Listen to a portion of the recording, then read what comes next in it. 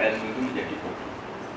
Begini contohnya, Indonesia kan sering berdebat kalau NU itu misalnya awal Ramadan Minggu, kalau Muhammadiyah Senin, kalau Naksabandiyahnya Sabtu, ngambil lebih awal.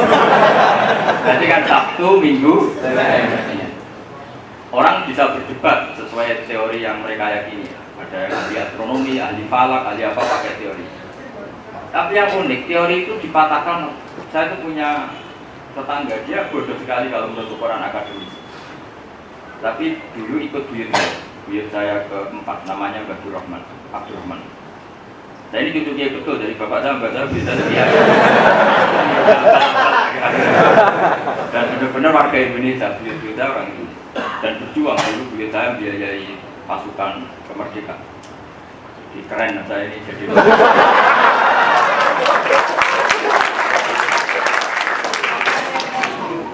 Saya itu bilang gini, orang sepuh, Gus, orang-orang kok, tapi pakai bahasa Gunung Kidul, pakai bahasa Pamit dan gitu.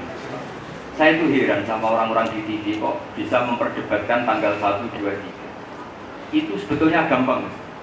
Gimana Mbok? Saya manggilnya Mbok. Lihat saja yang menurut mereka tanggal 15. Itu kalau bulan itu sempurna, dorong jauh besar sempurna. Berarti itu yang benar. Jadi hitung saja, misalnya yang bilang tanggal 1 itu Sabtu, hitung saja. Tanggal ke-15 ternyata bulannya belum purnama. Berarti kan kenanya kira-kira tanggal 13. Jadi disuruh niteni yang saat bulan purnama tanggal 15. Menurut versi masing. Ternyata yang bilang Sabtu masih bekok atau masih bejel-bejel, berarti belum purnama. Nah ternyata pas tanggal 17 pas purnama, berarti yang bilang Sabtu salah. Tapi uniknya orang Indonesia, ini kata beliau, uniknya orang Indonesia itu nggak pernah mikir, mau mikir gini, foto-foto orang otomatis sama putaran gitu aja cara berpikir. Nggak pernah meneliti baik secara akademik maupun secara awam. Sebenarnya kalau secara akademik kan kita belajar astronomi, ini tahu bulannya nggak bisa Bagasito, terus istimanya kapan, konjungsinya kapan. Dan itu wilayah kita, ada wilayah perhutanan pasti. Itu wilayah. Kalau wilayah itu tidak bisa, ya pakai awam tadi. Tanggal 1 hitung sampai 15. Ternyata pas bulan purnama, berarti yang bilang Ahad sama Senin sama. Kan kelihatan. Artinya apa?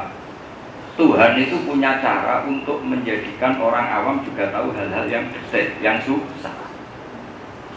Tapi kita ini kadang kumuluhur jadi ahli ini. Makanya terus tadi kita mengatakan budaya harus dipertahankan, termasuk tadi.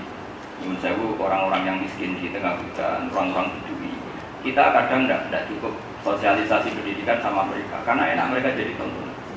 Parahnya lagi kalau kita jadi kiai besar, atau jadi dosen, atau jadi rektor, itu seneng kalau kampungnya seperti dulu, masih ada mak-mak yang miskin bagus rapi. Kita artinya kan mendoakan mereka tetap seperti itu. Itu kan kurang ajar betul ya. Katanya Indonesia mau dibawa maju, tapi bayangkan kampungnya seperti dulu. Mak-mak masih jualan rapi, terus kampungnya masih alam. Ini kekeliruan kita sebagai ahli ilmu. Makanya ada pepatah, inna lil ilmi tuhyanan katuhyanin mal. Ilmu itu punya keangkuhan sebagaimana angkuhnya orang yang punya harta. Angkuhnya di mana?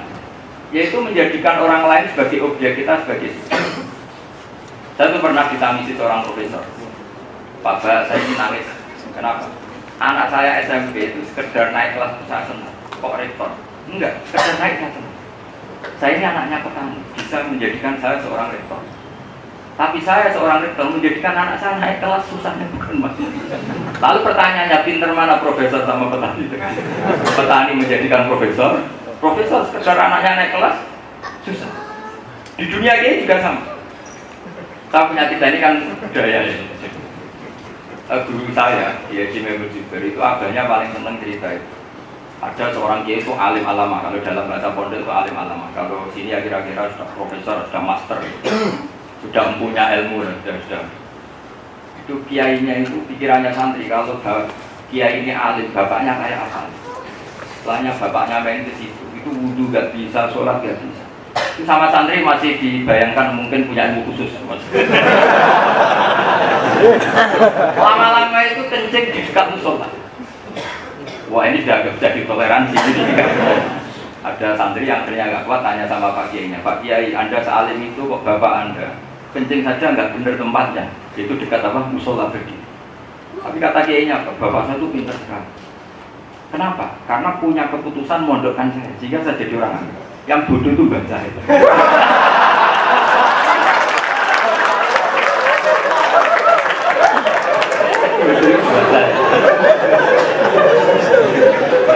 Artinya mungkin orang-orang belum gitu, meskipun mungkin gembala kampungan, keputusan terbaik adalah ketika anaknya dikuliahkan di UG. Tapi kadang-kadang setelah dokter, setelah itu kadang nggak mikir anak. Cara naik pangkat, cara naik alfa. Ini kan lucu. Bapaknya yang awam saja mikir caranya sekolah. Ini sudah pinter kok. Caranya naik pangkat, caranya naik alfa, caranya punya rumah banyak. Ini kan kapitalistik sekali. Jika dia lupa kalau anaknya ini tumbuh kembang, terus sudah puber, sudah dewasa. Tahu-tahu nggak punya metode untuk menternak anak.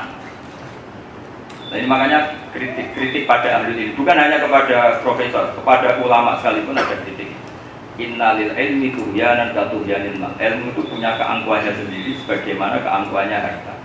Yaitu dimulai dari melihat orang lain itu objek, tidak subjek.